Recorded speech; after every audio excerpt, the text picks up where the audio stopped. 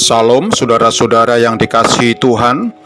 Renungan firman Tuhan kali ini terambil di dalam Filipi pasal 2 ayat 5 sampai 7. Demikianlah firman Tuhan. Hendaklah kamu dalam hidupmu bersama menaruh pikiran dan perasaan yang terdapat juga dalam Kristus Yesus, yang walaupun dalam rupa Allah tidak menganggap kesetaraan dengan Allah itu sebagai milik yang harus dipertahankan, melainkan telah mengosongkan dirinya sendiri dan mengambil rupa seorang hamba dan menjadi sama dengan manusia. Saudara, dalam kehidupan bergereja, kita sering berbicara tentang kepemimpinan, pelayanan, dan bagaimana menjalani iman di tengah dunia ini.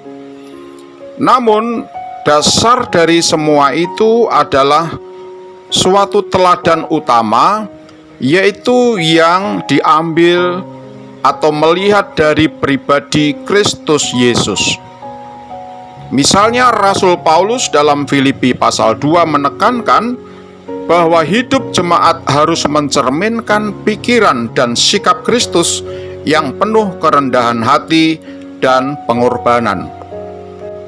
Saudara, dikatakan bahwa Kristus adalah teladan kerendahan hati.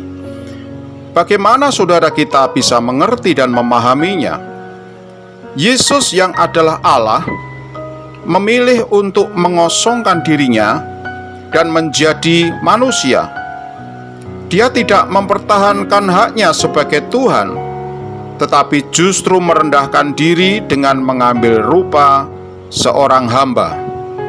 Saudaraku, dalam kehidupan bergereja, seringkali banyak orang Kristen berjuang untuk posisi, kehormatan, atau pengakuan untuk diri sendiri. Namun, jika kita melihat pribadi Yesus ketika dia menjadi manusia 100%, Yesus mengajarkan bahwa kebesaran sejati terletak dalam melayani dengan kasih, bukan mencari pujian dan keuntungan diri sendiri. Kemudian, saudara, dikatakan juga Kristus adalah teladan ketaatan bagi kita, bagi gereja Tuhan. Bagaimana kita bisa memahami akan hal ini? Yesus tidak hanya merendahkan diri, tetapi juga taat, yaitu taat sampai mati di kayu salib. Perhatikan Filipi 2 ayat 8. Taat kepada Bapa berarti menyerahkan kehendak pribadi demi rencana Allah.